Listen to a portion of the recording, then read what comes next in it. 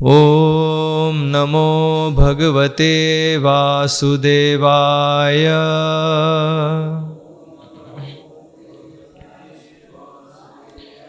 ॐ नमो भगवते वासुदेवाय।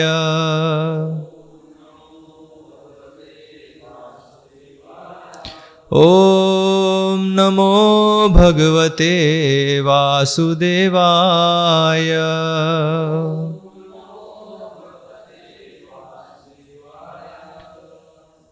ओम अज्ञानतिमिरन्धस्य ज्ञानञ्जनशलाकया चक्षुरुन्मिलितं येन तस्मै श्रीगुरुवे नमः। श्रीचैतन्यमनोभीष्टं स्थापितं येन भूतले स्वयं रूपकदा मह्यं ददाति स्वपदान्तिकं। वन्देऽहं श्रीगुरोः श्रीयुतः पदकमलं श्रीगुरून् वैष्णवांश्च।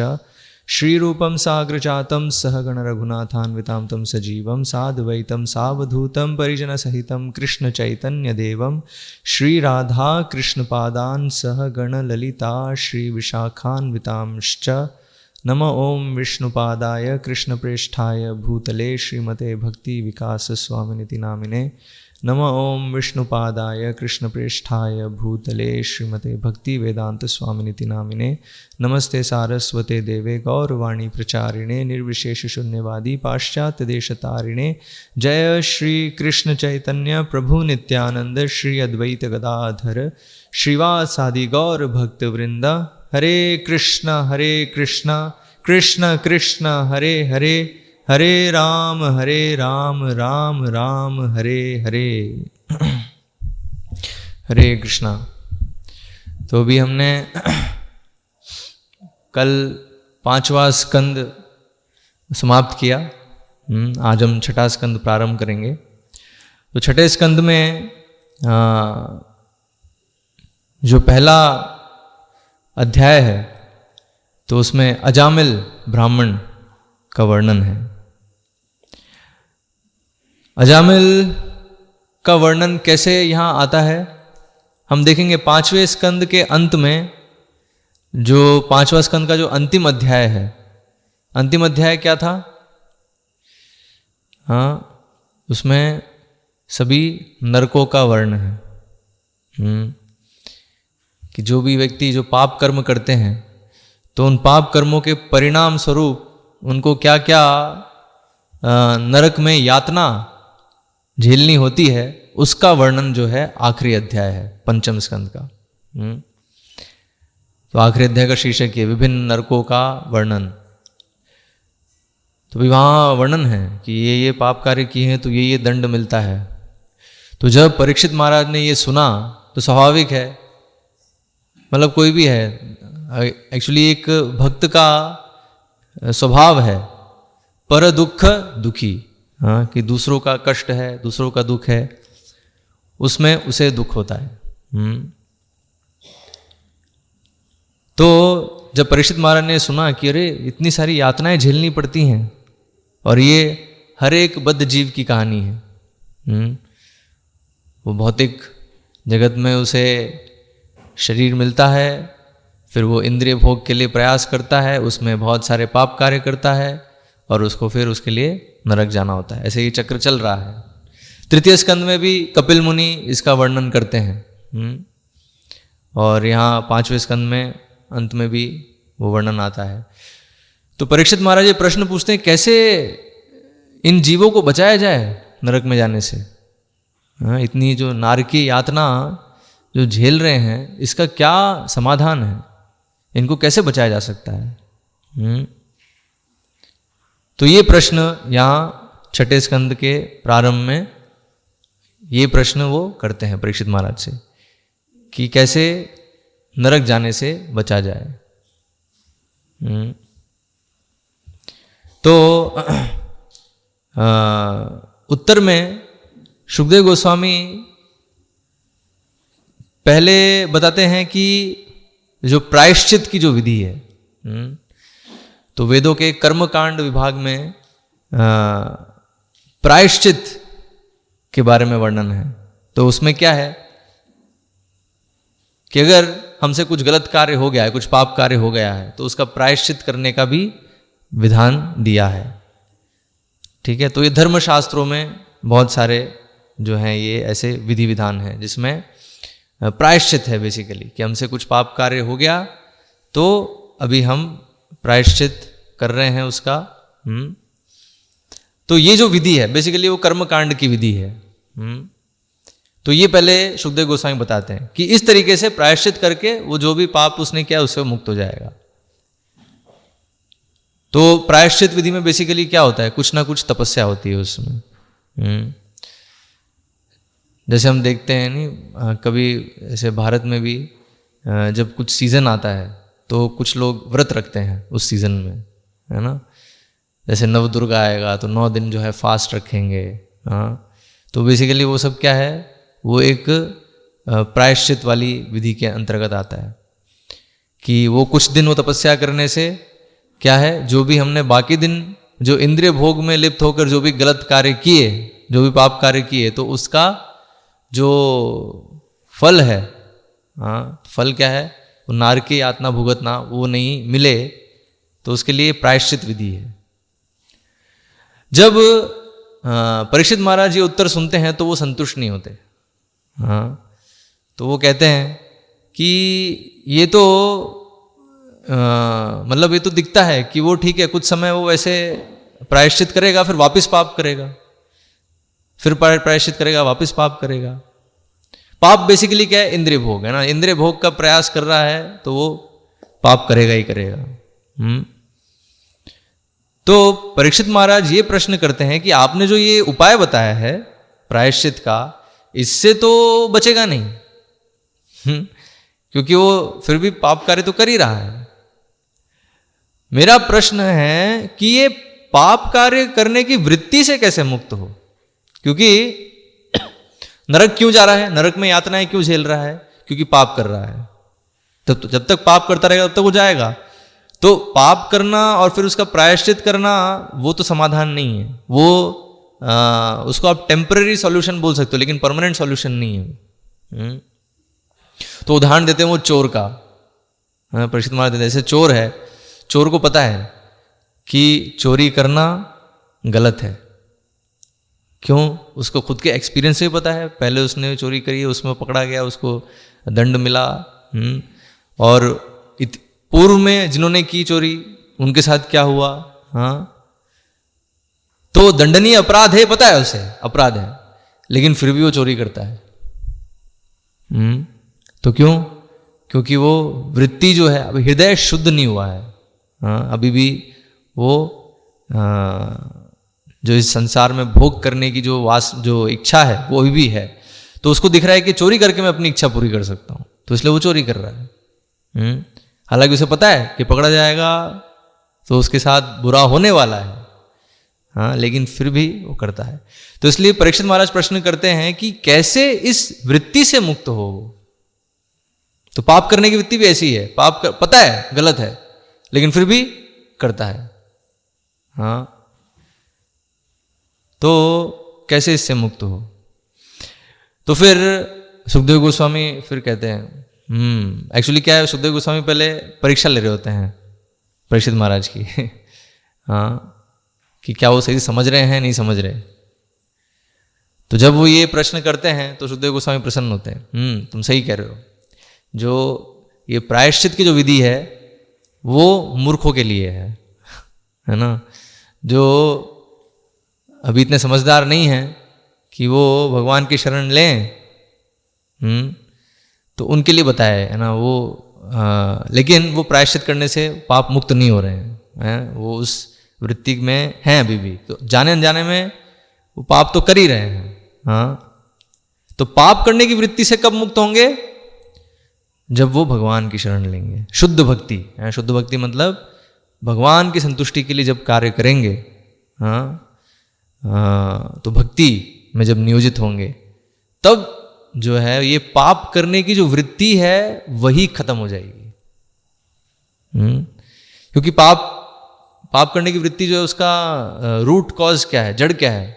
जड़ है भोग वृत्ति। संसार में अपने आप को हम भोक्ता समझ रहे हैं और भोग करने का प्रयास कर रहे हैं। तो लेकिन जैसे ही शुद्ध भक्ति में नियोजित होता है तो सबसे पहली चीज क्या समझता है कि मैं भोक्ता नहीं हूं।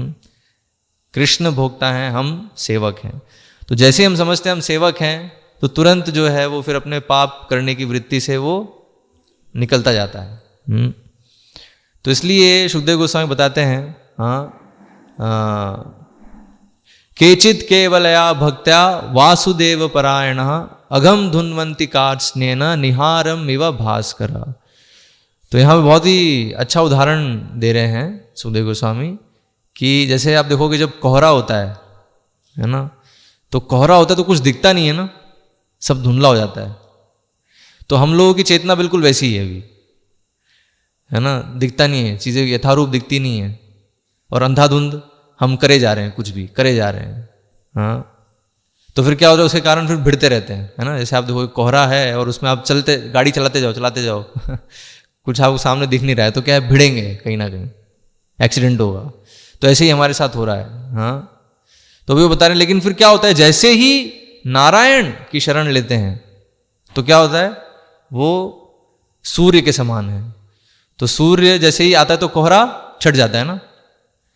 तो उसी तरीके से जैसे ही नारायण की शरण लेते हैं या भगवान का नाम, यहाँ खासकर अजामिल का जो वृत्तांत अभी बताएंगे, तो उसमें बता रहे हैं कि भगवान का नाम जप करने से इवन अनजाने में भी, तो वो क्या है, वो बिल्कुल ऐसा है सूर्य के प्रकट होने जैसा है कि जैसे ही वो प्रकट होता है तो कोहरा छट जाता है।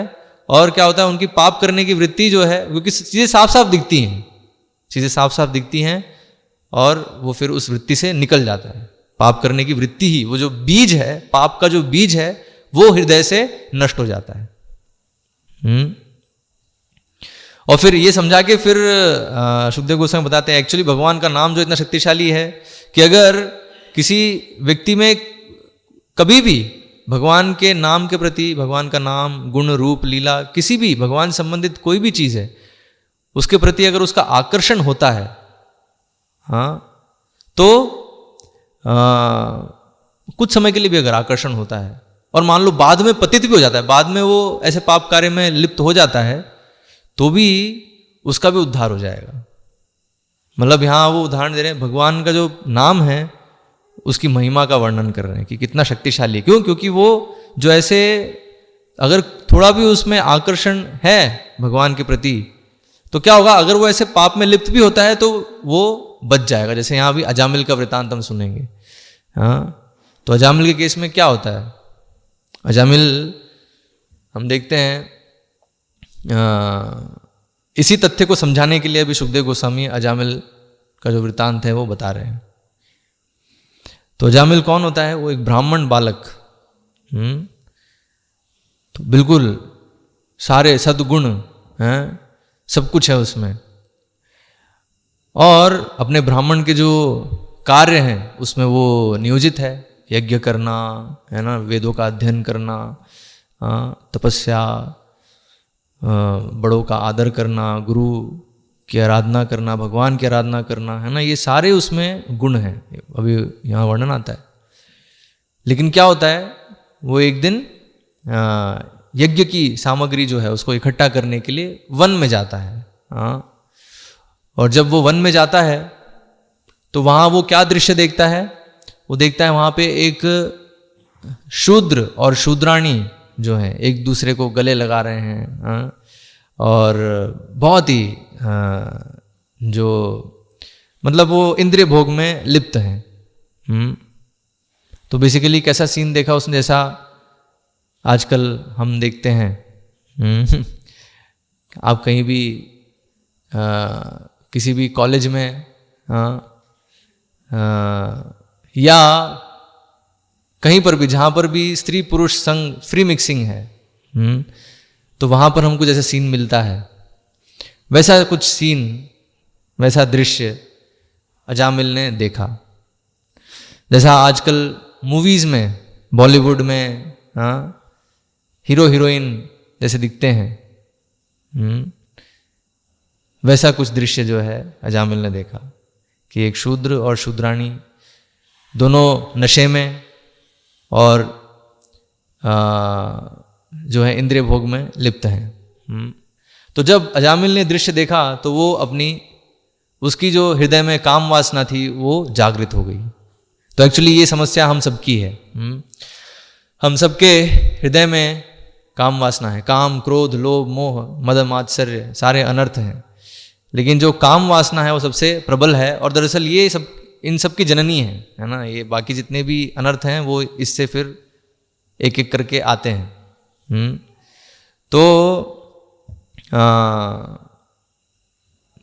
जब उसने दृश्य देखा तो उसकी काम वासना भी जागृत हो गई, उसकी भी इच्छा हो गई कि वो भी ऐसे जो है स्त्री के साथ संग करे, और खासकर उस वैश्या के साथ। वो दरअसल वो वैश्या थी, शूद्राणी जो है वो वैश्या थी, क्योंकि एक वैश्या से ही इस प्रकार का चरित्रहीन व्यवहार अपेक्षित किया जा सकता है। एक जो पतिव्रता स्त्री है वो इस तरीके से कभी भी व्यवहार नहीं करेगी। प्रभुपाद बताते हैं कि एक पतिव्रता स्त्री में और एक वैश्या में बहुत अंतर है। पतिव्रता स्त्री जो है उसके बहुत सारे कर्तव्य हैं, बहुत उसका तपस्या का जीवन है, लेकिन जो वैश्या है उसका क्या है, पूरा इंद्रिय भोग का जीवन है और चरित्रहीन है। तो जब अजामिल ने ये दृश्य देखा तो उसकी काम वासना जागृत हो गई, और वहाँ वर्णन आता है कि वो प्रयास करता है कंट्रोल करने का। जो शास्त्रों में उसने सुना होता है, जो जितना उसने शास्त्र पढ़े होते हैं और जितनी उसकी समझ होती है, तो उसकी इतनी समझ होती है कि इवन जो ऐसी जो स्त्री है उसको इवन देखना भी नहीं है। तो वो प्रयास करता है पूरा। जो भगवत गीता में जो निर्देश हैं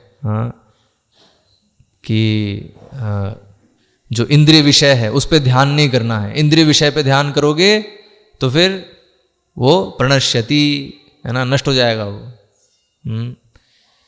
तो वो सब ध्यान करता है, उसको पता होता है कि ये गलत है, मुझे नहीं करना है, लेकिन वो जो काम का जो वेग है वो इतना प्रबल होता है, वो कंट्रोल नहीं कर पाता है।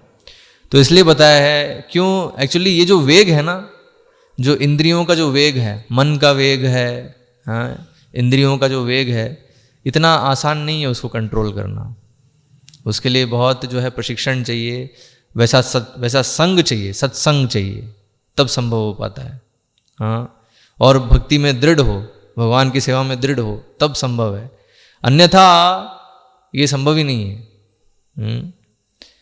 तो इसलिए हम देखते हैं वैदिक संस्कृति में कितना ध्यान रखा गया है कि ये जो स्त्री पुरुष आकर्षण है इसको बढ़ावा नहीं मिले, क्योंकि अगर इसको थोड़ा सा भी बढ़ावा दिया तो फिर तो पूरा ये क्या है, अग्नि के जैसे भस्म कर देगी पूरे समाज को, है ना। वो जो स्त्री पुरुष है उनको भी और पूरे समाज को जो है वो नष्ट कर देंगे, क्योंकि ये सारी बुराई की जड़ है।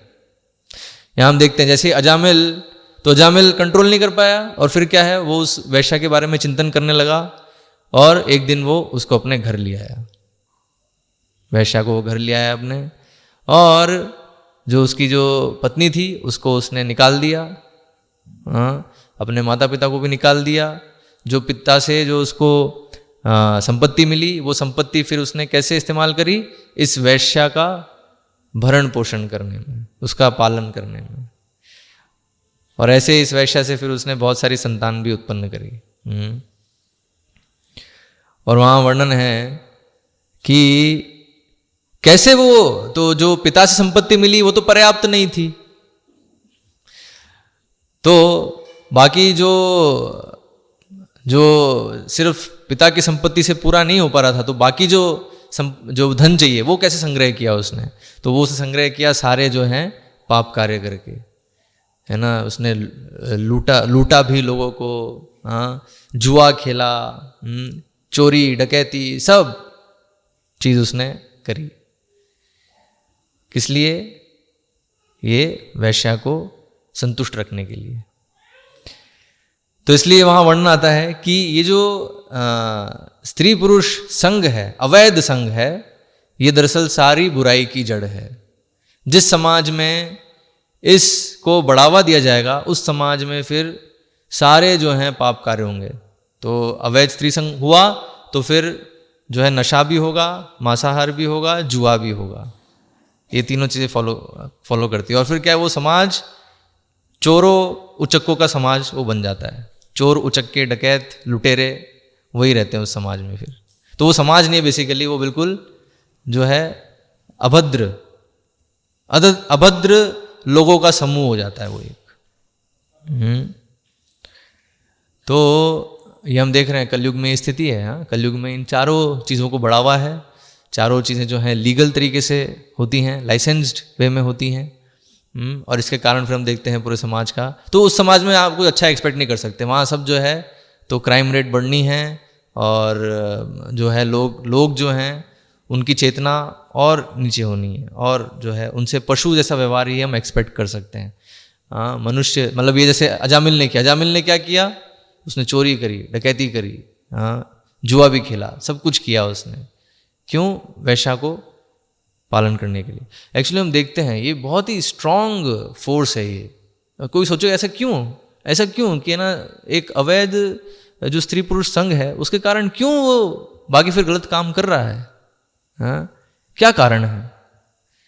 एक्चुअली देखेंगे हमें, क्योंकि ये बहुत ही स्ट्रांग ये फोर्स है कि वो जो स्त्री है उसको संतुष्ट रखना है, अब उसकी जो भी इच्छा है वो उसको पूरा करना है।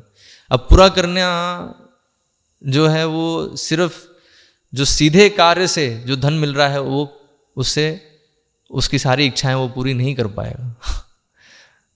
हाँ, तो अभी इच्छाएं अगर पूरी तरीके से पूरी करनी है तो फिर कुछ जो है दूसरे कार्य भी करने पड़ेंगे। दूसरे कार्य क्या हैं? वो ऐसे पाप कार्य करके धन कमाने का प्रयास करेगा। तो इसलिए एक्चुअली हमने देखा है ये कितनी बार, इवन प्रैक्टिकल केसेस देखे हैं। हाँ, कि बहुत बढ़िया है, बढ़िया व्यक्ति है, सब कुछ है ना, सब है, लेकिन एक दिन पता चला कि वो चोरी करके भाग गया। हाँ, मुझे कहा अरे क्या हो गया यार, ये तो इतना बढ़िया आदमी था, चोरी करके भाग गए। हाँ, फिर जब पता चलता तो क्या चोरी किस लिए किया, उसको अपनी गर्लफ्रेंड के लिए जो है टिकट बुक करनी है। गर्लफ्रेंड को जो है वो कहीं मिलना चाहते हैं, गर्लफ्रेंड कहीं बाहर है, हाँ, और उसको बुलाने के लिए एक जगह पे उसकी टिकट बुक करनी है, वहाँ से वहाँ वो पहुँच सके। तो टिकट बुक करने के लिए फ्लाइट की जो पैसा चाहिए था वो पैसा उसने चुराया। तो मैं वो प्रैक्टिकल इंसिडेंट बता रहा हूँ कि ऐसी चीज़ें होती हैं। जैसे ही अवैध स्त्री संग होता है तो वो सारी इच्छाएं पूरी करने के लिए अभी उसके पास वो धन चाहिए, इंद्रिय भोग अगर करना है धन चाहिए उसके लिए, ठीक है।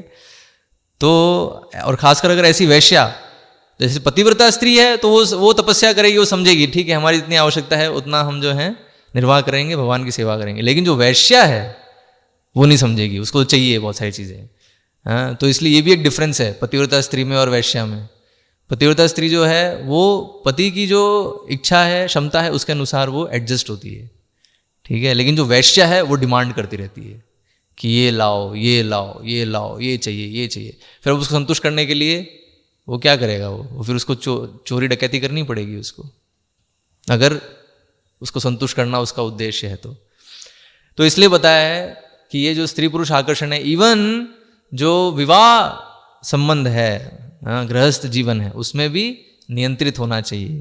तो उसमें भी नियंत्रित कैसे है? धर्म के अंतर्गत।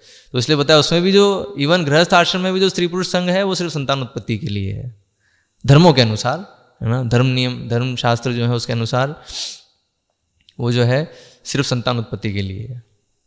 तो इवन गृहस्थ जीवन में भी अगर संतान उत्पत्ति के अतिरिक्त अगर जो है वो अगर संग कर रहे हैं तो फिर वो पाप कार्य में काउंट होगा वो। एक्चुअली यमराज देख रहे हैं, अभी यहाँ वर्णन आता है, हाँ, जब ये अजामिल की ये हिस्ट्री, मतलब ये इतिहास है उसका, समझ रहे हैं, उसने मतलब क्या क्या किया। उसने वैश्या से आकर्षित हुआ, उसको फिर भरण पोषण किया, उससे संतान उत्पन्न करे, वैश्या से खाया, वैश्या के हाथ के बना हुआ खाया उसने। यमराज बताते हैं, यमदूत जो है वो बताते हैं कि क्योंकि इसने वैश्या के हाथ से खाया है इसलिए पापी है ये। हाँ, तो इसलिए बिल्कुल ये योग्य है, यमराज के समक्ष इसको प्रस्तुत करने के लिए बिल्कुल योग्य है ये, इसलिए हम इसको लेने के लिए आए हैं। तो जब अजामिल का जब अंतिम समय आता है, देह त्याग करने का समय आता है, तो उस समय उसे 3 जो है यमदूत दिखाई देते हैं। तो यमदूतों का वहाँ वर्णन है, यमदूत जो है बिल्कुल उनका भयानक रूप है। हाँ, उनके जो शरीर के जो बाल हैं वो खड़े हैं, हाँ, और आँखें ऐसी लाल, और जो पूरा जो शरीर है वो ऐसे बना हुआ है, मतलब उसमें वो नहीं है, सिस्टम नहीं है ना। जैसे एक भयानक रूप जो है वो वर्णन है वहाँ पे। तो वो देख के अजामिल और डर जाता है, और डर के मारे फिर वो नारायण, तो क्योंकि वो अपने बच्चे से आसक्त होता है, अपने जो उसका छोटा बालक होता है, उससे छोटा बालक, उसका नाम उसने नारायण रखा होता है, और उस छोटे बालक से वो इतना आसक्त होता है कि हर समय उस बालक को वो पुकारता रहता है, नारायण नारायण नारायण। हाँ। तो जब यमदूत आते हैं और उसको खींच रहे होते हैं, हाँ, तो यमदूत जब आते हैं तो वो एक्चुअली आत्मा को नहीं पकड़ सकते, वो सूक्ष्म शरीर को पकड़ते हैं। तो जब अजामिल के सूक्ष्म शरीर को निकाल रहे होते हैं अपने पाश से, उनके पास रस्सी होती है यमदूतों के पास जो उस सूक्ष्म शरीर को पकड़ सकती है, तो उसको पकड़ के निकाल रहे होते हैं, और उस समय जो है अजामिल नारायण नारायण पुकारता है बड़े ही असहाय अवस्था में। तो तुरंत जो है विष्णुदूत वहाँ प्रकट हो जाते हैं, और विष्णुदूत प्रकट होते हैं और यमदूतों को रोकते हैं कि नहीं, इसको नहीं ले आ सकते आप। तो यमदूत जो हैं वो चकरा जाते हैं कि ऐसा कैसे हो गया, आप क्यों हमें रोक रहे हो, और आप रोक कैसे पा रहे हो हमें। यमराज का जो शक्ति है उसके सामने किसकी चलती है। तो हम यमराज के सेवक हैं, तो हमसे शक्तिशाली कौन है, और आप कौन होते हैं इसको जो है यमराज के समक्ष ले जाने से रोकने के लिए, आप कौन होते हैं। तो विष्णुदूत जो हैं वो बस बोलते हैं कि नहीं, आप नहीं ले जा सकते। और फिर विष्णुदूत और यमदूत के बीच में चर्चा होती है।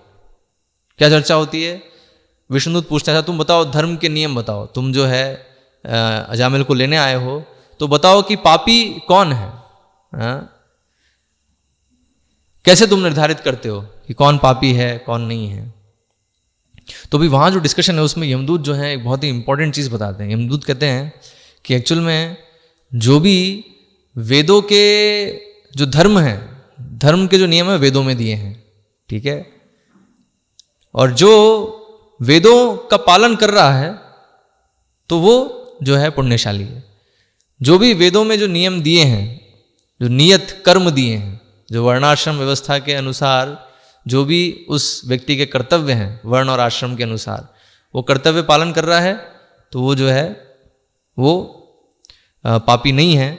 जो उन कर्तव्यों में थोड़ा सा भी डेविएट होता है वो पापी है ना। उसने थोड़ा सा भी वो वेदों के जो नियम है उसको उसने तोड़ा तो वो पापी है, और वो यमराज के समक्ष उसको ले जाके उसका फिर पूरा एनालिसिस होना है, पूरा उसका कितना उसने किया है, कितना उसने तोड़ा है नियम, उसके अनुसार कितना उसे दंड मिलना है। यमराज वो निर्णय लेते हैं।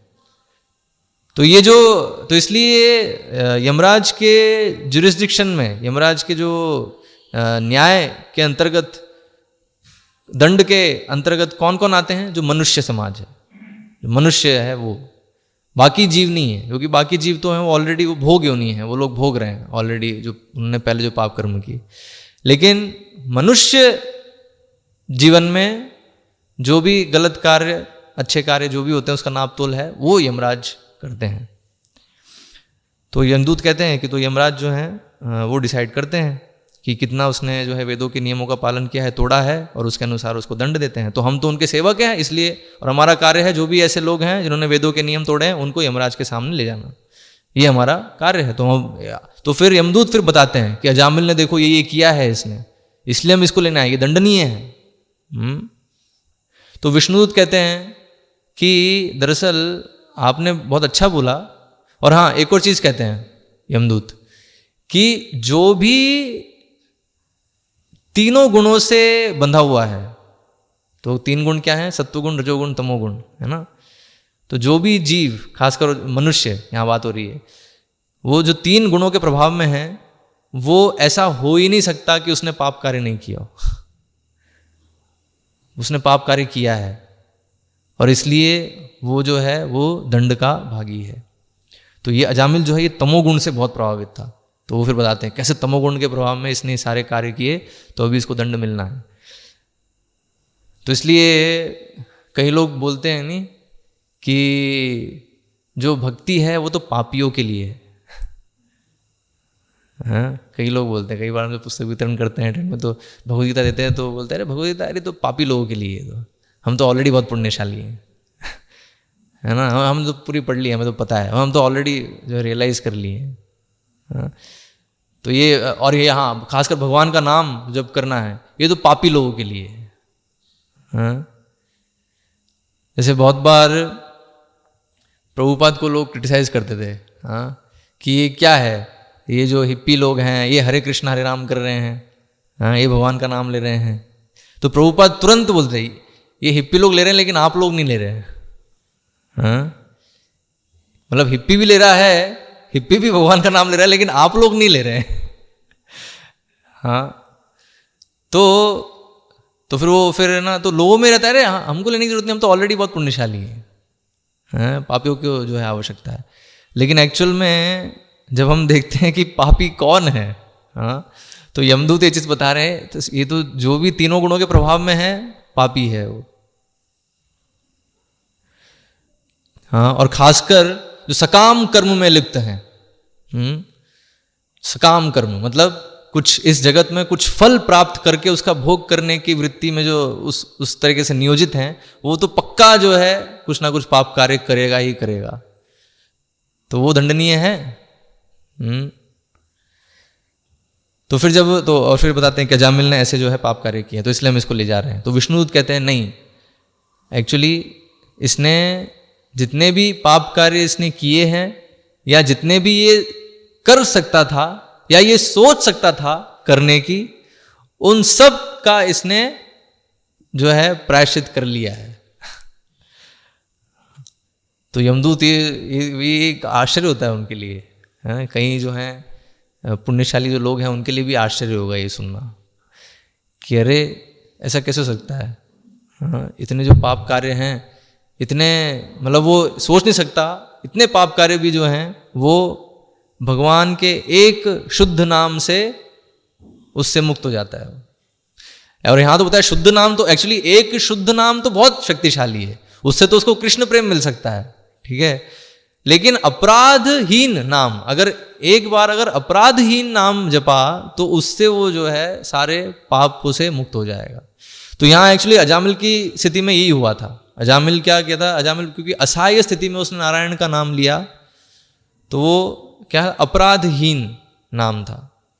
हालांकि उसने बच्चे को पुकारा, उसने भगवान को भी नहीं पुकारा, उसने बच्चे का स्मरण करते हुए उसने नारायण बोला, लेकिन क्योंकि उसने असहाय अवस्था में उसने पुकारा तो वो क्या है, वो अपराधहीन नाम की कैटेगरी में था। तो अब जो भगवान का नाम जप करना है तो उसकी 3 श्रेणी है। पहला है अपराध युक्त, जो कि शुरुआत में हम सब करते हैं, है ना, अपराध करते हैं तो 10 नाम अपराध हम पढ़ते हैं ना, तो 10 नाम अपराध में से कुछ ना कुछ अपराध हम कर रहे हैं, तो वो उस स्तर पे फिर जब चल रहा है हमारा। लेकिन धीरे धीरे क्या है, धीरे धीरे अपराधहीन स्तर पे आना है, ठीक है, और फिर हाँ शुद्ध नाम, तो 3 स्तर हैं। तो क्या होता है, अगर अपराध युक्त नाम कर रहे हैं तो क्या होगा, तो हमारी भक्ति में मतलब वो रुचि नहीं, जो नाम है उसमें रुचि नहीं आएगी, क्योंकि अपराध कर रहे हैं हम, भक्ति में जो है टेस्ट नहीं आएगा। तो इसलिए बताया, इसलिए हमें बहुत ध्यान रखना है कि हम अपराध नहीं करें, अपराध से बचें और धीरे धीरे अपराधहीन स्तर पे आए। तो अपराधहीन स्तर पे क्या होता है, एक नाम, अगर एक नाम भी लिया है भगवान का अपराधहीन है, तो क्या होता है, वो जितने भी पाप कार्य उसने किए हैं, कर सकता था, हाँ, उन सब से, मतलब जितना वो सोच सकता है ना, उसकी क्षमता से अधिक भी अगर उसने किए हैं तो उससे भी वो मुक्त हो जाता है। ये भगवान के एक अपराधहीन नाम की शक्ति है, ठीक है। तो यहाँ जो है अजामिल के वृतांत से तो जो विष्णुदूतें बताते हैं, तो यमदूतों को ये नहीं पता होता है यमदूतों को बाकी सब पता होता है, लेकिन बस ये एक चीज़ नहीं पता होती है कि भगवान के नाम की जो शक्ति है, कि जिसने भगवान का नाम ऐसे जब किया है तो उसने अपने सारे पापों का प्रायश्चित कर लिया है। तो इसलिए अभी वो यमराज के सामने ले जाने के योग्य नहीं है, उसको नहीं ले जाना है। हाँ, तो विष्णु जो यमदूत है उनको जो आश्चर्य होता है, वो स्वीकार नहीं कर पाते इस चीज़ को। लेकिन क्योंकि विष्णुदूतों से वो लड़ भी नहीं पाते, तो इसलिए फिर क्या, बहुत ही गुस्से में, मतलब वो ऐसे सोचते हैं कि आज वो हार गए। आज तक कभी नहीं हारे, आज तक कभी ऐसा नहीं हुआ कि जो पापी व्यक्ति है उसको वो खींच के नहीं ले जा पाए हों यमराज के समक्ष। लेकिन पहली बार इतिहास में ऐसा हुआ कि इतना पापी व्यक्ति था और उसको लेने भी गए, लेकिन यमराज के सामने नहीं ला पाए। हाँ, इसलिए भागवतम में ये वृतांत का वर्णन है, क्योंकि इतिहास में ऐसा पहली बार हुआ। हाँ, कि यमदूत जो है फेल हो गया, वरना यमदूत फेल नहीं होते। जो हमारे केस में तो यमदूत जो है बिल्कुल पास होंगे। हाँ, तो यमदूत जो है बड़े ही क्रोध में, गुस्से में जाते हैं यमराज के पास, और यमराज के सामने जाके फिर वो बोलते हैं, हाँ, यमराज से वो क्या प्रश्न करते हैं, हाँ, कति संति शास्तारो, हाँ, कति संति शास्तारो, कहते हैं अरे कितने शासक हैं। हम तो सोच रहे थे कि आप ही जो है एक शासक हैं, लेकिन हम देख रहे हैं कि आपसे ऊपर भी कोई है, क्योंकि आज आपके सेवकों को जो है फेल हो गए हैं। तो सेवक अगर फेल हो रहे हैं तो मतलब वो स्वामी के ऊपर, अगर सेवक अगर सफल है तो स्वामी को श्रेय जाता है, सेवक अगर फेल है तो वो जो डिस्क्रेडिट है वो भी स्वामी को जाता है। जो अपयश है ना, अब जो अपमान, एक अपमान वाली स्थिति है वो, है ना, फेल होना, तो वो भी जो है वो स्वामी को जाता है। तो यहाँ जो यमदूत हैं वो पूछ रहे हैं यमराज से कि हम फेल हो गए, इसका मतलब आपसे ऊपर कोई है ना। और हमने देखा है एक्चुअली जो चार ये व्यक्ति आए थे, यमदूतों को पता भी नहीं होता कि ये विष्णुदूत हैं। हाँ, यमदूत जो है वो उन चारों को देखकर विस्मित हो जाते हैं कि कौन है। उनको ये समझ में आता है ये हमसे ऊपर हैं, ये हमसे ज़्यादा शक्तिशाली हैं और हमसे ऊपर हैं ये, लेकिन कौन है, आइडेंटिटी, उनकी जो पहचान है वो यमदूतों को समझ में नहीं आती है। तो अभी यमराज को जो बताते हैं कि ऐसे जो चार ऐसे पुरुष थे, बिल्कुल उनके आने से ही सब कुछ चमक गया, उनका तेज इतना था। हाँ, 4 हाथ थे और सर पे मुकुट था। हाँ, और ऐसा जो है बिल्कुल दिव्य रूप था उनका। तो उन्होंने जो है हमें आज अजामिल को हम लेने गए थे, ऐसे पापी व्यक्ति को लेने गए थे, लेकिन उनकी वजह से हम ला नहीं पाए आज। हाँ, तो वो पूछते हैं, हाँ यहाँ पे देखे ना, यमदूता उच्चुः कति संति ही शास्तारो जीवलोकस्य वै प्रभो त्रैविध्यम कुर्वतः कर्म फलाभिव्यक्ति हेतवः। हाँ, तो यमदूतों ने कहा, हे प्रभु, इस जगत में कितने नियंत्रक है या शासक हैं, प्रकृति के 3 गुणों के अधीन संपन्न कर्मों के विविध फलों को प्रकट करने के लिए कितने कारण उत्तरदायी हैं, है ना। तो यहाँ वो प्रश्न कर रहे हैं कि कितने शासक हैं, हम तो सोचे थे कि आप ही हैं, तो आपसे ऊपर कौन है। तो फिर जब यमदूत जब बताते हैं कि ऐसे, हाँ, अजामिल को हम लेने गए थे और अजामिल ने नारायण का नाम लिया। हाँ, तो यहाँ वो कह रहे हैं, जो ही पापी अजामिल ने नारायण नाम का उच्चारण किया, ये चारों सुंदर व्यक्ति तुरंत वहां आ गए। हाँ, तो विष्णुदूत हैं ये चारों सुंदर व्यक्ति, सुंदर वहां आ गए और यह कहकर उसे पुनः आश्वस्त किया, डरो मत डरो, हम आपसे उनके विषय में जानना चाहते हैं। तो यमदूत कह रहे हैं, तो ये जो 4 सुंदर पुरुष थे वो कौन थे, हाँ? उनके विषय में आपसे जानना चाहते हैं। यदि आप ये सोचते हैं कि हम उनके विषय में जान सकते हैं तो कृपा करके बताइए कि वह कौन है। हाँ, तो अभी यमराज जो हैं वो प्रारंभ करते हैं उत्तर देना। और यहाँ वर्णन है, यमराज जब अपने यमदूतों के मुख से नारायण का नाम सुनते हैं तो बहुत प्रसन्न होते हैं। हाँ, यहाँ वर्णन है, इस प्रकार पूछे जाने पर जीवों के परम नियंता यमराज अपने दूतों से नारायण का पवित्र नाम सुनकर उन पर परम प्रसन्न हुए। हाँ, तो ये भी, क्योंकि यमराज भी शुद्ध भक्त हैं। हाँ, तो इसलिए उन्होंने जब भगवान का नाम सुना अपने दूतों के मुख से तो वो भी बहुत प्रसन्न हुए। उन्होंने भगवान के चरण कमलों का स्मरण किया और उत्तर देना शुरू किया। तो भी वो उत्तर देना शुरू करते हैं। हाँ, तो अभी यहाँ जो भी यमराज अभी जो उपदेश दे रहे हैं अपने सेवकों को, तो बहुत ही महत्वपूर्ण है। यहाँ पे बहुत महत्वपूर्ण श्लोक आते हैं, हाँ? तो वो हम देखेंगे।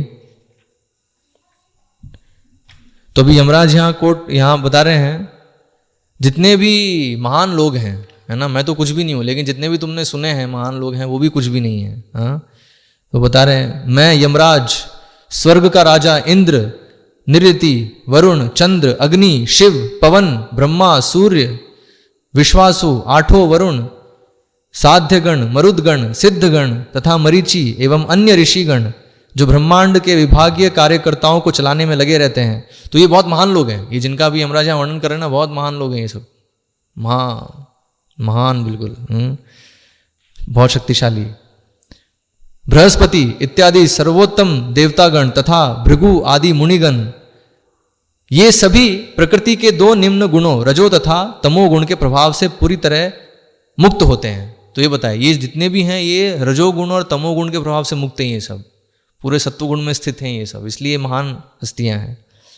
फिर भी यद्यपि हम सतोगुणी हैं तो भी हम भगवान के कार्यों को नहीं समझ सकते, तो भी जो है वो नारायण को नहीं समझ सकते। तो फिर दूसरों के विषय में क्या कहा जाए जो मोह के अधीन होने से ईश्वर को जानने के लिए केवल मानसिक ऊहापोह करते हों। तो सिर्फ जो है एक मेंटल स्पेकुलेशन, मानसिक चिंतन से भगवान को समझना हो तो संभव ही नहीं है। यहाँ यमराज स्वयं बोल रहे हैं हमारे लिए संभव नहीं है, हम सतोगुण में स्थित है पूरी तरीके से। तो जो ये साधारण मनुष्य है, इतनी छोटी बुद्धि है, उस बुद्धि से वो थोड़ा सा स्पेकुलेशन, अनुमान से वो नहीं समझ सकता भगवान के विषय में। और यहाँ बहुत ही उपयुक्त उदाहरण दे रहे हैं यमराज। जिस तरह शरीर के विभिन्न भाग आंखों को नहीं देख सकते, हाँ, तो हम देखते हैं आंखें जो हैं सब भागों सब चीज़ देख सकती है, लेकिन जो शरीर के विभिन्न भाग हैं वो आंखों को नहीं देख सकते। उसी तरह सारे जीव परमेश्वर को नहीं देख सकते जो हर एक के हृदय में स्थित रहते हैं। तो जैसे आंखें हैं, आंखें सबको देख सकती है, लेकिन आंखों को कौन देख रहा है? आंखों को कोई नहीं देख सकता, है ना। तो ठीक उसी तरीके से भगवान सबको देखते हैं, परमात्मा के रूप में हृदय में बैठे हैं, सब देख रहे हैं, लेकिन उनको कोई नहीं देख पा रहा है। तो ये उदाहरण यहाँ पे है। ना तो इंद्रियों से, ना मन से, ना प्राणवायु से, ना हृदय के अंदर के विचारों से, ना ही शब्दों की ध्वनि सजीव प्राणी परमेश्वर की असली स्थिति को निश्चित कर सकते हैं। तो इस तरीके से तो बताएं, तो धर्म की क्या परिभाषा है? तो धर्म की परिभाषाएं बता रहे हैं। धर्मम तु साक्षात भगवत प्रणीतम न वै विदुर ऋषयो नापि देवाः न सिद्ध मुख्या असुरा मनुष्याः कुतो नु विद्याधर चारणादयः। असली धार्मिक सिद्धांतों का निर्माण भगवान द्वारा किया जाता है। ठीक है, ये धर्म की परिभाषा है। धर्मम तु साक्षात भगवत प्रणीतम, हाँ, धार्मिक सिद्धांतों का निर्माण भगवान द्वारा किया जाता है। पूर्णतया सतोगुणी महान ऋषि तक जो सर्वोच्च लोकों में अधिकार जमाए हुए हैं असली धार्मिक सिद्धांतों को सुनिश्चित नहीं कर सकते। न ही देवता न सिद्धलोक के नेता ही कर सकते हैं। तो असुरों, सामान्य मनुष्यों, विद्याधरों तथा चारणों की कौन कहे। तो बताया। तो अच्छा, तो धर्म तो भगवान ने जो बनाया है वो है, लेकिन हमें कैसे पता चलता है? हाँ, तो हमें कैसे पता चलता है? तो यहाँ बताया है महाजनों से हमें पता चलता है। जो भगवान के जो वचन हैं वो कैसे हमें समझ में आते हैं? वो महाजनों से समझ में आते हैं। ठीक है, तो यहाँ अभी महाजनों का वर्णन यमराज कर रहे हैं। स्वयंभुर्नारदः शंभु कुमारः कपिलो मनुः प्रह्लादो जनको भीष्मो बलिर्वयासकिर्वयम् द्वादशैते विजानीमो धर्म भागवतं भटाः गुह्यं विशुद्धं दुर्बोधं यं ज्ञात्वामृतमश्नुते। ब्रह्मा, भगवान, नारद, शिवजी, तो ये 12 महाजन यहाँ बताएं। कौन है? ब्रह्मा, नारद मुनि, शिवजी, चारों कुमार, कपिल देव। कौन? देवहूति के पुत्र कपिल देव, स्वयंभुव मनु, प्रहलाद महाराज, जनक महाराज, भीष्म पितामह, बलि महाराज, सुखदेव गोस्वामी और मैं कौन? यमराज कह रहे हैं, ठीक है। तो हम लोग असली धर्म के सिद्धांत को जानने वाले हैं। तो असली धर्म का सिद्धांत तो ये क्या है? हाँ, सर्वधर्मान परित्यज्य माम एकम शरणम व्रज। ये जो चीज है ना, ये सारे महाजन लोग जानते हैं। तो हे सेवकों, यह दिव्य धार्मिक सिद्धांत जो भागवत धर्म या भगवान की शरणागति तथा भगवत प्रेम कहलाता है, तो भगवत प्रेम प्रकृति के तीनों गुणों से अकलुषित है। यह अत्यंत गोपनीय है और सामान्य मनुष्य के लिए दुर्बोध है। तो यहां भी बहुत इंपॉर्टेंट बता रहे हैं कि ये जो भागवत धर्म है ये बहुत ही गुह्य है। हाँ, ये सिर्फ जो महाजन हैं इनको पता है ये। हाँ, क्योंकि इवन पूरे वेदों का अध्ययन करने के बाद भी इस निष्कर्ष पे आना एक जीव के लिए संभव नहीं है। यस, इतना इसलिए बताया वेदेषु दुर्लभम अदुर्लभम आत्मभक्तो। तो वेदों में भी दुर्लभ है ये भागवत धर्म को समझ पाना, क्योंकि वेदों में अधिक क्या है, ये प्रायश्चित वाली चीज है। हाँ, जो कर्म कांड है, ज्ञान कांड है, ये अधिक भाग है वेदों में। जो ये भागवत धर्म है वो इवन वेदों में भी बहुत ही गुह्य भाग है। तो इसलिए यहाँ शब्द यमराज कह रहे हैं गुह्यम, है ना, गुह्यम है। गुह्य मतलब रहस्य है।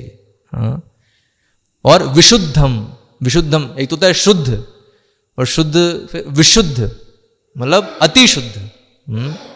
क्यों? क्योंकि इससे क्या होता है, ये जो इस भागवत धर्म में लगा है तो वो तीनों गुणों से फिर वो मुक्त हो जाता है। तो विशुद्ध, हाँ, वो विशुद्ध अवस्था है। और दुर्बोधम बता रहे। दुर्बोधम मतलब क्या है, इसको समझना आसान नहीं है। ऐसे हम बताते ना, जब ये जो पॉइंट हम बताते हैं, सर्वधर्मान परित्यज्य माम एकम शरणम, सब इवन छोड़कर अगर वो कृष्ण की शरण में जा रहा है तो सही है, उसमें गलत नहीं है। तो ये लोग समझ नहीं पाते। क्यों? दुर्बोधम है ना, दुर्बोधम है। ये जो मूर्ख व्यक्ति उसको नहीं आएगा समझ में। तो लेकिन बता रहे हैं, अगर समझ जाए, ऐसे अगर प्रामाणिक भक्तों का संग करते हुए और उसमें अगर सद्बुद्धि आ जाए और समझ जाए, सौभाग्य है ना। ब्रह्मांड भ्रमिते कोनो भाग्यवान जीव, है ना, कोनो भाग्यवान जीव गुरु कृष्ण प्रसादे पाए भक्ति लता बीज। तो ऐसे गुरु और कृष्ण के प्रसाद से अगर उसे भक्ति लता बीज मिल जाती है तो क्या बताया है, यम ज्ञात्वा अमृतम अश्नुते। ये जानने के बाद अमृतम, फिर वो अमृत मतलब मृत्यु से परे, जन्म और मृत्यु से परे जो जीवन है, अमृत, अमरता उसे मिल जाती है। ठीक है, तो इसलिए जो है ये बताया है कि तो ये जो 12 महाजन हैं इनसे जो है, तो इसलिए बताया महाजन ये न गथा सपन था। इसलिए धर्म के जो नियम हैं बहुत ही मुश्किल है उसको समझना। इवन जो बहुत ही बुद्धिमान है, कवयो पेत्र मोहिता। इवन जो कवि मतलब बहुत बुद्धिमान है, समझते हैं सब चीज को, इवन वो भी मोहित हो जाते हैं कि जो है धर्म और अधर्म क्या है। तो फिर कैसे स्थापित होता है, इसलिए महाजन। तो महाजन ये न गथा सपन था। तो महाजनों का जो उपदेश है उसे पालन करना चाहिए, उनके पद चिन्हों पे चलना चाहिए। तो इसलिए भी यमराज जो यहाँ कह रहे हैं बहुत इंपॉर्टेंट है हम सब के लिए। हाँ, तो यहाँ भागवत धर्म के बारे में बता रहे हैं, भक्ति योग के बारे में बता रहे हैं यमराज, उसकी महिमा बता रहे हैं। और ये शुरुआत कैसे होती है यहाँ बता रहे हैं, भगवान नाम के कीर्तन से प्रारंभ होने वाली भक्ति ही मानव समाज में जीव के लिए परम धार्मिक सिद्धांत है। तो देखिए यमराज कह रहे हैं ये चीज, तो यमराज कह रहे हैं मतलब फाइनल है ये। हाँ, क्योंकि यमराज जो है उनका एक और नाम है धर्मराज, है ना, उनको सब पता है धर्म के विषय में, क्योंकि वो खुद एक महाजन है। ठीक है, तो वो कह रहे हैं भगवान नाम के कीर्तन से प्रारंभ होने वाली भक्ति ही मानव समाज में जीव के लिए परम धार्मिक सिद्धांत है। ठीक है, फिर यमराज कह रहे हैं देखो मैं तो भी कह रहा हूं, लेकिन तुमने तो प्रमाण अभी देख लिया है, तुमने अभी अनुभव कर लिया है इस चीज को जो मैं कह रहा हूं। क्या?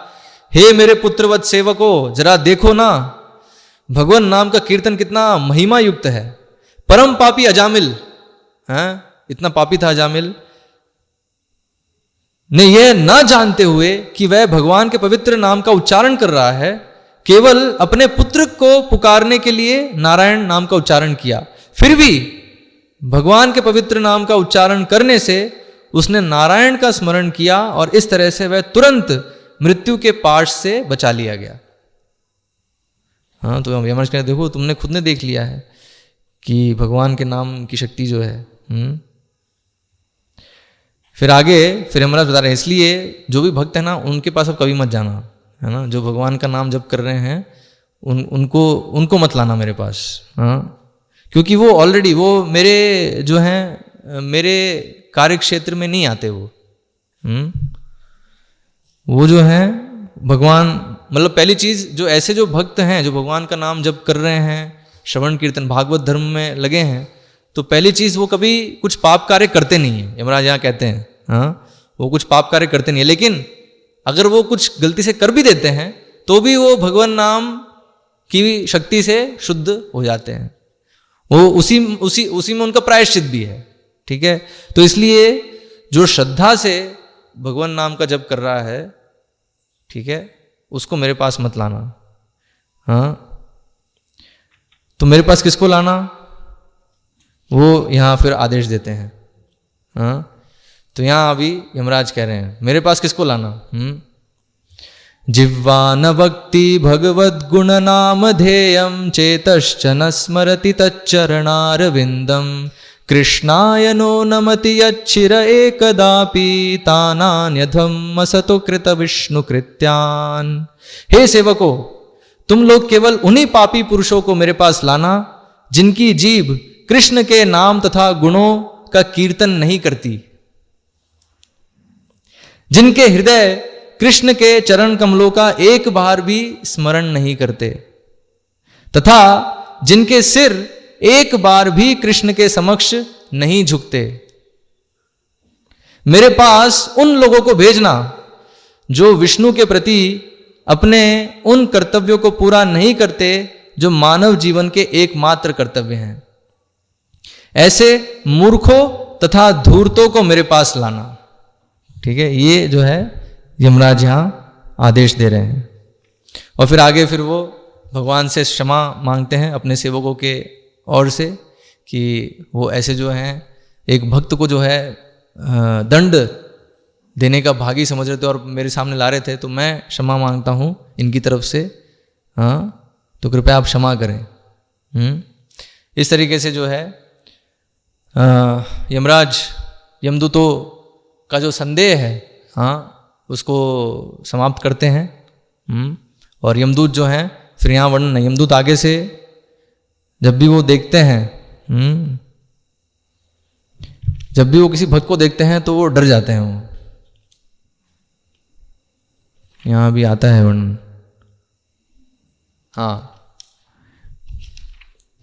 अपने स्वामी के मुख से भगवान तथा उनके नाम, यश तथा गुणों की अद्वितीय महिमा के विषय में सुनकर यमदूत आश्चर्यचकित रह गए।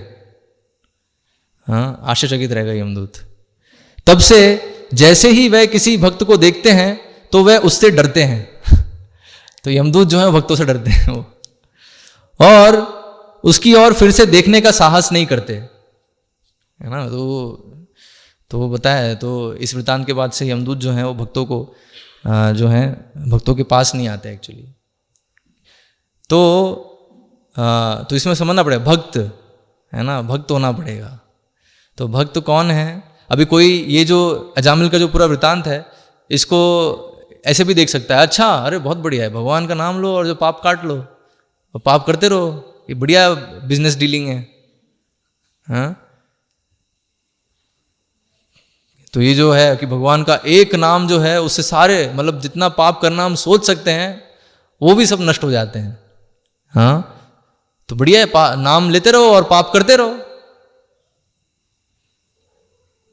लेकिन एक चीज है ना, भगवत गीता में एक जगह जो 10वां अध्याय है, 10वें अध्याय में जो विभूति योग है, तो उसमें भगवान बताते हैं अपनी जो विभूतियां हैं। तो उसमें एक जगह भगवान कहते हैं द्यूतम छलयताम अस्मि, हाँ, कि छलियों में मैं सबसे बड़ा छलिया हूँ, है ना।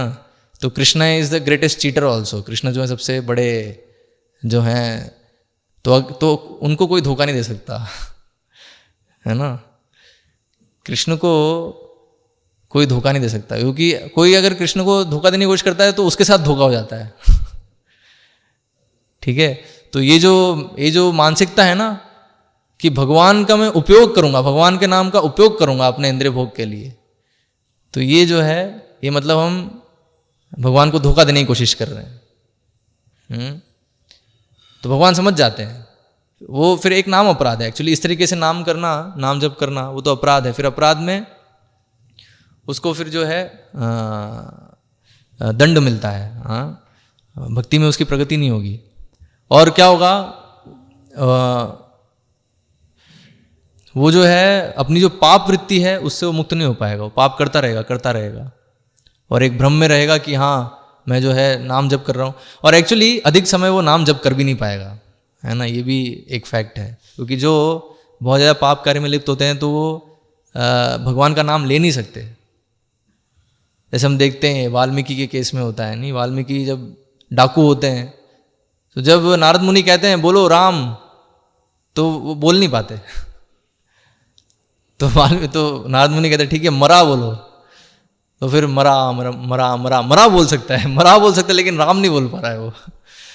तो कारण क्या है, क्योंकि बहुत ज़्यादा पाप वृत्ति होती है ना, जिसकी पाप बुद्धि है, जिसमें बहुत पाप किए वो पाप कार्यों के संस्कार जो हैं वो हैं मन में, कुसंस्कार जो हैं वो हैं, तो वो भगवान का नाम ले नहीं सकते, वो पहली चीज़ है ना। तो इसलिए ये समझना है हमें कि इस तरीके से अगर हम करेंगे तो फिर भगवान भी फिर जो हैं वो बहुत बड़े मतलब छलियों में सबसे बड़े छलियाँ हैं, तो हमारे साथ फिर छल हो जाएगा, क्योंकि हम अपने साथ छल कर रहे हैं, हम भगवान के साथ छल करने की कोशिश कर रहे हैं ना, भगवान का नाम उपयोग करने की कोशिश कर रहे हैं एक्चुअल में। इसलिए सेवक भाव, इसलिए हमें समझना है, हम जो हैं जब नाम, तो भगवान और भगवान के नाम में कोई अंतर नहीं है। तो जैसे भगवान की हम सेवा कर रहे हैं वैसे भगवान के नाम की भी सेवा हम कर रहे हैं।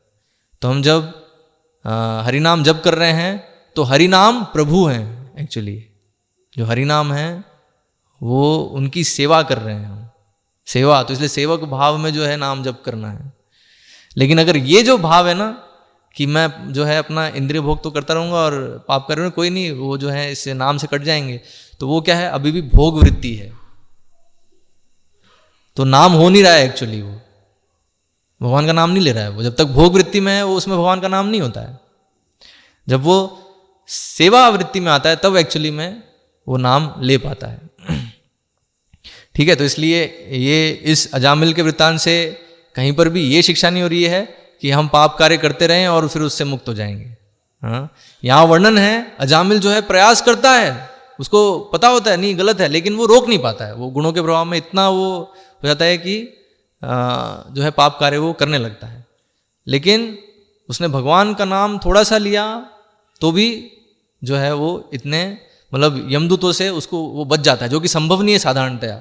तो इसलिए भगवत गीता में भगवान बताते हैं स्वल्पम अप्यस्य धर्मस्य त्रायते महतो भयात।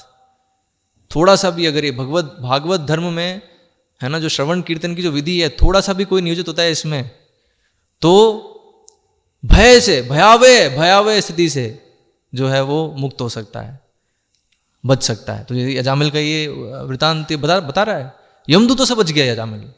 हाँ, वो भी नारायण बस एक शब्द पुकारने से, वो भी अपने बच्चे को पुकारने से, उसने भगवान को डायरेक्टली नहीं पुकारा, तो भी वो जो है नाम इतना शक्तिशाली था कि यमदूत से वो बच गया। तो स्वल्पम अप्यस्य धर्मस्य, थोड़ा सा भी अगर वो ये करता है, भागवत धर्म को पालन करता है, तो वो बच जाएगा भयावह स्थिति से। तो इसलिए, और फिर हम देखेंगे यहाँ पे जो अजामिल है, अजामिल का खुद भाव क्या होता है। जब ये विष्णुदूत और यमदूतों में जब संवाद चल रहा होता है और यमदूत चले जाते हैं, और तब है ना, तब अजामिल विष्णुदूतों से कुछ बोलने का प्रयास करता है ना, उनसे जो है कुछ जो है बोलने का प्रयास करता है। लेकिन जैसे ही विष्णु देखते हैं कि अजामिल कुछ हमसे बात करने की कोशिश कर रहा है, तो तुरंत विष्णु जो है वहां से अंतर्धान हो जाते हैं। और फिर वहां वर्णन है कि कैसे अजामिल जो है वो उसको अपने सारे जो पाप कार्य हैं वो स्मरण आते हैं।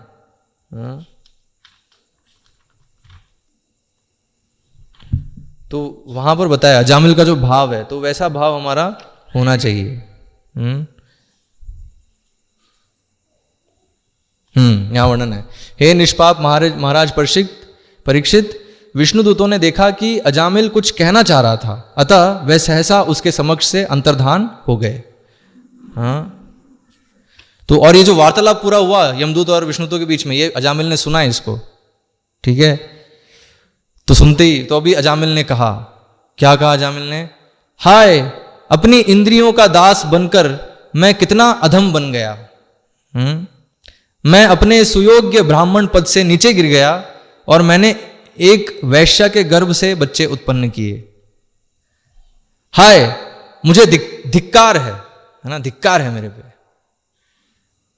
मैंने इतना पापपूर्ण कार्य किया है कि अपनी कुल परंपरा को लज्जित बनाया है। तो कुल परंपरा ब्राह्मण कुल से था अजामिल, तो उससे ये सारा कार्य अपेक्षित तो बिल्कुल नहीं था, लेकिन अब उसको समझ में आ रहा है, अब उसकी आंखें खुल रही हैं, हाँ, कि धिक्कार है मेरे ऊपर, है मैंने इतना पापपूर्ण कार्य किया कि अपनी कुल परंपरा को लज्जित बनाया है। निसंदेह मैंने शराब पीने वाली पतित वैश्या के साथ संभोग करने के लिए अपनी सती तथा सुंदर युवती पत्नी को त्याग दिया।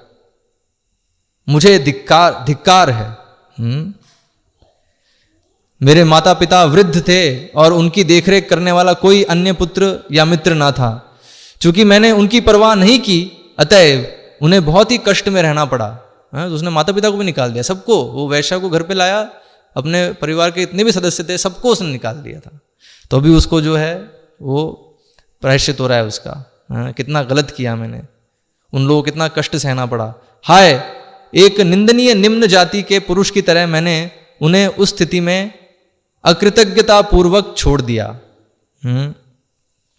अब यह स्पष्ट है कि ऐसे कर्मों के फलस्वरूप मुझ जैसे पापी व्यक्ति को उस नारकीय अवस्था में फेंक दिया जाना चाहिए था जो धार्मिक सिद्धांतों को तोड़ने वाले लोगों के निमित्त होती है, और मुझे वहां कष्ट सहना चाहिए था। फिर कह रहे क्या मैंने जो देखा वो सपना था? क्या मैंने ये सपना देखा था या यह सच्चाई थी?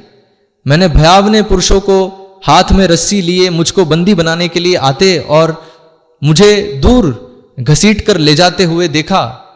वह कहां चले गए? और वह 4 मुक्त तथा अति सुंदर पुरुष कहां चले गए जिन्होंने मुझे बंधन से मुक्त किया और मुझे नारकीय क्षेत्रों में घसीट कर ले जाए जाने से बचाया?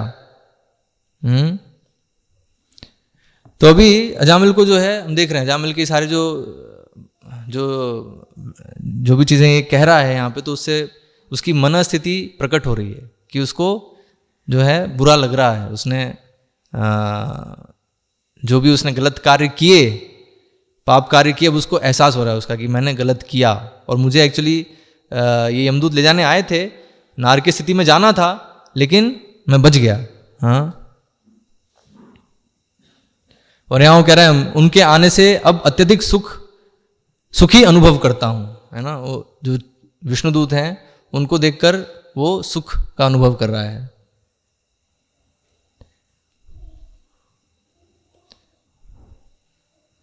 मैं ऐसा निर्लज्ज वंचक हूं जिसने अपनी ब्राह्मण संस्कृति की हत्या कर दी है।